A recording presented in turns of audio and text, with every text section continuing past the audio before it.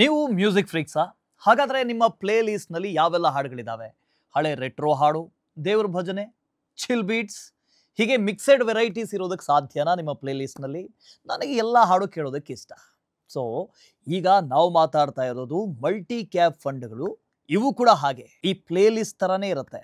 ಇದು large, mid, small cap ಫಂಡ್ಗಳ mixture ಆಗಿರುತ್ತೆ.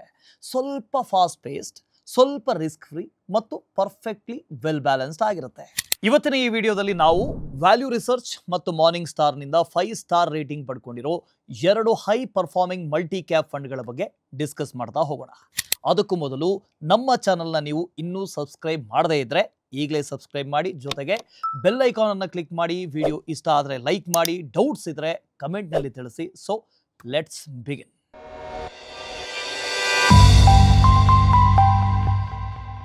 ಮೊದಲು ಮಲ್ಟಿ ಕ್ಯಾಪ್ ಫಂಡ್ಗಳು ಅಂದರೆ ಏನು ಅಂತ ತಿಳ್ಕೊಳ್ಳೋಣ. ಮಲ್ಟಿ ಕ್ಯಾಪ್ ಫಂಡ್ಗಳು ಬೇರೆ ಬೇರೆ ಸೈಜ್ನ ಇನ್ ಟರ್ಮ್ಸ್ ಆಫ್ ಕಂಪನಿಯ ಓವರ್ ಆಲ್ ಅಸೆಟ್ ಆಧಾರದಲ್ಲಿ ಬೇರೆ ಬೇರೆ ಗಾತ್ರದ ಕಂಪನಿಗಳ ಷೇರುಗಳಲ್ಲಿ ಇನ್ವೆಸ್ಟ್ ಮಾಡುವಂಥ ಈಕ್ವಿಟಿ ಫಂಡ್ಗಳು. ಸೆಬಿ ಪ್ರಕಾರ ಈ ಫಂಡ್ಗಳು ತಮ್ಮ ಒಟ್ಟು ಅಸೆಟ್ ಅಲೋಕೇಶನ್ನಲ್ಲಿ ಕನಿಷ್ಠ ಅಂದರೂ 75% ಷೇರುಗಳನ್ನು ಅಥವಾ ಷೇರು ಸಂಬಂಧಿತ ವಸ್ತುಗಳಲ್ಲಿ ಹೂಡಿಕೆಯನ್ನು ಮಾಡಿರಬೇಕು. ಅಂದರೆ ಲಾರ್ಜ್, ಮಿಡ್ ಮತ್ತು ಸ್ಮಾಲ್ ಷೇರುಗಳಲ್ಲಿ ಪ್ರತಿಯೊಂದರಲ್ಲೂ ಕನಿಷ್ಠ 25% ಹೂಡಿಕೆಯನ್ನು ಮಾಡಿರಲೇಬೇಕು. ಇದರರ್ಥ ಹೂಡಿಕೆದಾರರಿಗೆ ಒಂದೇ ಫಂಡ್ನಲ್ಲಿ 3 ವಿಧದ ಕಂಪನಿಗಳ ಷೇರುಗಳಲ್ಲಿ ಇನ್ವೆಸ್ಟ್ ಮಾಡುವಂಥ ಅವಕಾಶ ಸಿಗುತ್ತೆ. ನಾರ್ಮಲಿ ಯಾವಾಗಲೂ ಜನರಿಗೆ ಈ ಮಲ್ಟಿ ಕ್ಯಾಪ್ ಫಂಡ್ಗಳು ಮತ್ತು ಫ್ಲೆಕ್ಸಿ ಕ್ಯಾಪ್ ಫಂಡ್ಗಳ ನಡುವೆ ಗೊಂದಲ, ಕನ್ಫ್ಯೂಷನ್ ಇದ್ದೇ ಇರುತ್ತೆ. ಫ್ಲೆಕ್ಸಿ ಕ್ಯಾಪ್ ಫಂಡ್ಗಳಲ್ಲಿ ಫಂಡ್ ಮ್ಯಾನೇಜರ್ ಮಾರುಕಟ್ಟೆ ಪರಿಸ್ಥಿತಿಗೆ ತಕ್ಕಂತೆ ವಿವಿಧ ಗಾತ್ರದ ಕಂಪನಿಗಳಲ್ಲಿ in terms of fund size ಹೂಡಿಕೆಯ ಪ್ರಮಾಣವನ್ನು ಬದಲಾಯಿಸಬಹುದು.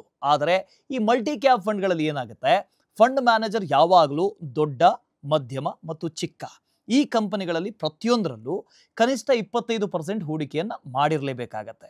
ಇದೇ ಈ ಎರಡೂ ಫಂಡ್ಗಿರುವಂಥ ಮೇಜರ್ ಡಿಫರೆನ್ಸ್. ಇರಲಿ, ಈಗ ಟಾಪಿಕ್ಗೆ ಬರೋಣ. ನಮ್ಮ ಇವತ್ತಿನ 2 ಫಂಡ್ಗಳು, ಒಂದು Nippon India multi cap fund direct growth, ಎರಡನೇದು Kotak multi cap fund direct growth. So ಈಗ ನಮ್ಮ ಮೊದಲ ಫಂಡ್ ಬಂದು Nippon India multi cap fund direct growth. Nippon India multi cap fund March 28, 2005ಕ್ಕೆ ಶುರುವಾಯಿತು ಮತ್ತು ಇದರ ಡೈರೆಕ್ಟ್ ಪ್ಲಾನ್ ಶುರುವಾಗಿದ್ದು ಜನವರಿ 1, 2013ರಲ್ಲಿ. ಸೊ ಜೂನ್ 30, 2025ಕ್ಕೆ ಈ ಫಂಡ್ನ AUM 45,366 ಕೋಟಿ ಆಗಿತ್ತು. ಇದು ಮಲ್ಟಿ ಕ್ಯಾಪ್ ಫಂಡ್ ಸೆಕ್ಟರ್ನಲ್ಲೇ ಅತಿ ಹೆಚ್ಚು AUM ಅಂದರೆ ಅಸೆಟ್ ಅಂಡರ್ ಮ್ಯಾನೇಜ್ಮೆಂಟ್. ಮತ್ತು ಈ ಫಂಡನ್ನು ಶ್ರೀ ಶೈಲೇಶ್ ರಾಜ್ ಭಾನು ಮತ್ತು ಶ್ರೀ ಆಶುತೋಷ್ ಭಾರ್ಗವ್ ಮ್ಯಾನೇಜ್ ಮಾಡ್ತಾ ಇದ್ದಾರೆ. ಇನ್ನು ಈ ಫಂಡ್ನ ಪೋರ್ಟ್ಫೋಲಿಯೋವನ್ನು ನೋಡೋದಾದರೆ ಇದು ಲಾರ್ಜ್ ಕ್ಯಾಪ್ ಕಂಪನಿಗಳ ಷೇರುಗಳಲ್ಲಿ ಒಟ್ಟು 43.72%, ಮಿಡ್ ಕ್ಯಾಪ್ ಕಂಪನಿಗಳ ಷೇರುಗಳಲ್ಲಿ 26.6% ಮತ್ತು ಸ್ಮಾಲ್ ಕ್ಯಾಪ್ ಕಂಪನಿಗಳ ಷೇರುಗಳಲ್ಲಿ 26.7% ಹೂಡಿಕೆಯನ್ನು ಮಾಡುತ್ತೆ. ಇದರರ್ಥ ಈ ಫಂಡ್ ಲಾರ್ಜ್ ಕ್ಯಾಪ್ ಕಂಪನಿಗಳ ಕಡೆಗೆ ಹೆಚ್ಚು ಒಲವನ್ನು ತೋರಿಸಿದೆ ಅಂತ.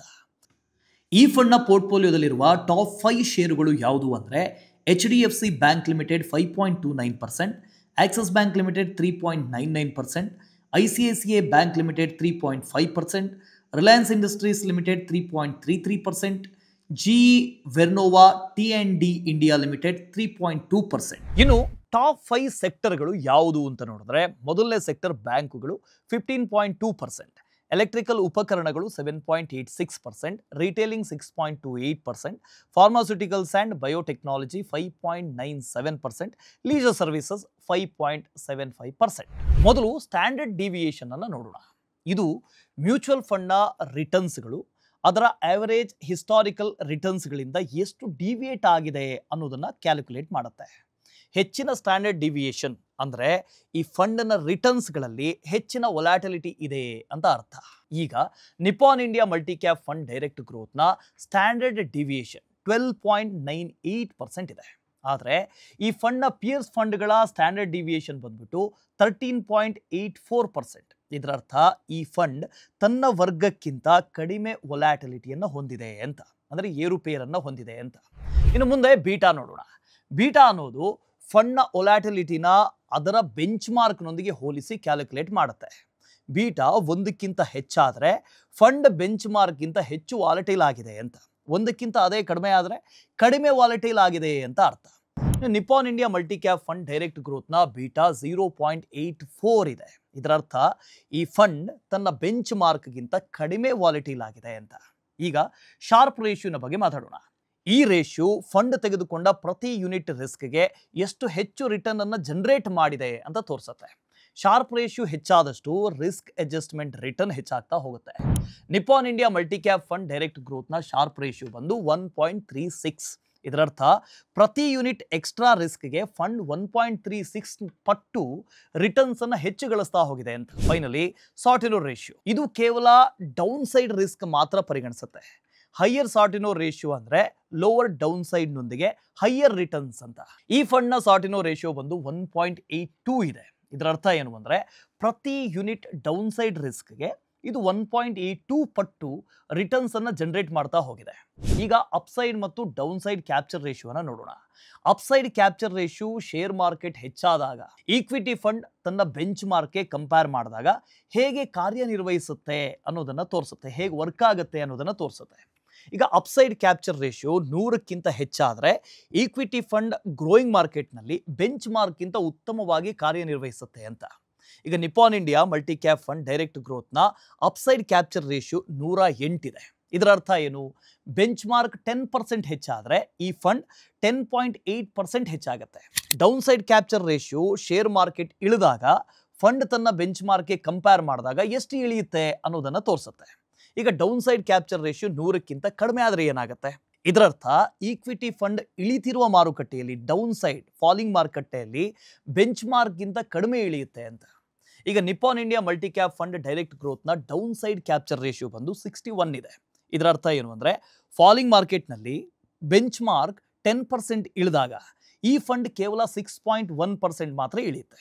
ಮತ್ತು ಈಗ ಇದರ ಆದಾಯ ನೋಡಿದ್ರೆ Nippon India multi cap fund direct growth 1 ವರ್ಷ ಮತ್ತು 3 ವರ್ಷದಲ್ಲಿ ತನ್ನ ಬೆಂಚ್ ಮಾರ್ಕ್ ಮತ್ತು ಕ್ಯಾಟಗರಿ ಎರಡನ್ನು ಮೀರಿ ತನ್ನ ಆದಾಯವನ್ನು ಗಳಿಸಿದೆ. ಈಗ ನಮ್ಮ ಎರಡನೇ fund Kotak multi cap fund direct growth. Kotak multi cap fund direct growth ಅನ್ನ ಸೆಪ್ಟೆಂಬರ್ 29, 2021 ಪ್ರಾರಂಭ ಮಾಡ್ತಾರೆ.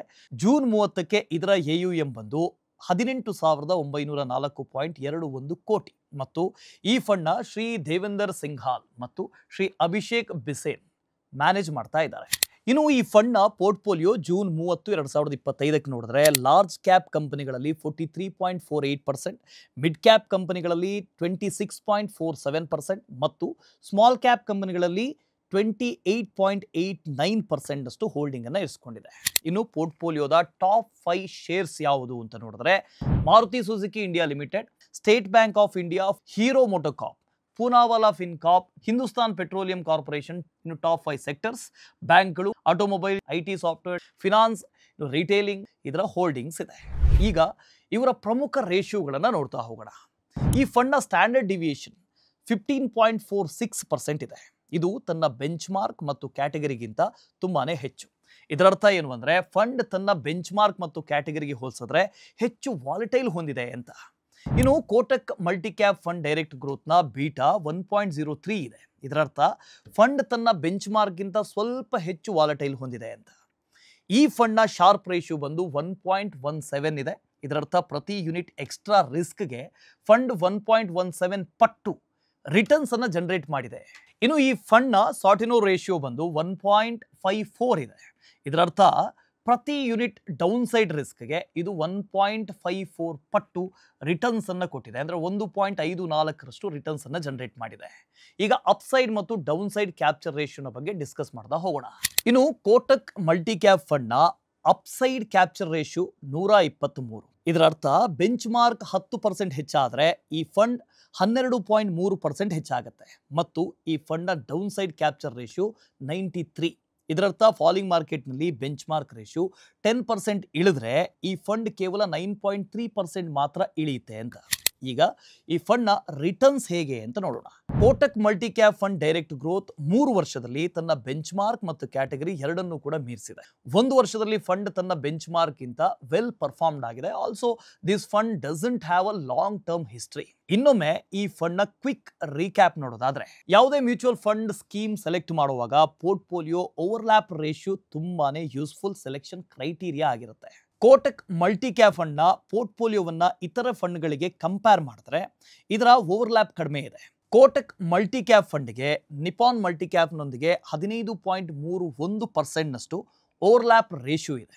ಸೊ ಇವು ವ್ಯಾಲ್ಯೂ ರಿಸರ್ಚ್ ಮತ್ತು ಮಾರ್ನಿಂಗ್ ಸ್ಟಾರ್ ಇವೆರಡರಲ್ಲೂ ಕೂಡ 5 ಸ್ಟಾರ್ ರೇಟಿಂಗನ್ನು ಪಡ್ಕೊಂಡಂಥ 2 ಮಲ್ಟಿ ಕ್ಯಾಪ್ ಫಂಡ್ಗಳು. ನಾವು ಇವತ್ತು ಈ ಫಂಡ್ಗಳ ಬಗ್ಗೆ ಡೀಟೇಲ್ ಆಗಿ ಮಾತಾಡಿದ್ದೀವಿ. ಸೊ ಫಂಡ್ ಸೆಲೆಕ್ಟ್ ಮಾಡುವಾಗ ಫಂಡ್ಗಳ ಎಕ್ಸ್ಪೆನ್ಸ್ ರೇಷಿಯೋ ನೋಡೋದು ಕೂಡ ತುಂಬಾ ಇಂಪಾರ್ಟೆಂಟ್ ಆಗುತ್ತೆ. ನೀವು ಅದನ್ನು ಚೆಕ್ ಮಾಡಿ. ಸೊ ಇಲ್ಲಿ ಈ ಫಂಡ್ಗಳ ಎಕ್ಸ್ಪೆನ್ಸ್ ರೇಷಿಯೋವನ್ನು ಕೂಡ ಕೊಟ್ಟಿದ್ದೀವಿ. ಸೊ ಮತ್ತೊಂದು ವಿಡಿಯೋದ ಜೊತೆಗೆ ಮತ್ತೆ ಸಿಗೋಣ. ಅಲ್ಲಿವರೆಗೆ ಇನ್ವೆಸ್ಟ್ ಸ್ಮಾರ್ಟ್, ಕೀಪ್ ಗ್ರೋಯಿಂಗ್.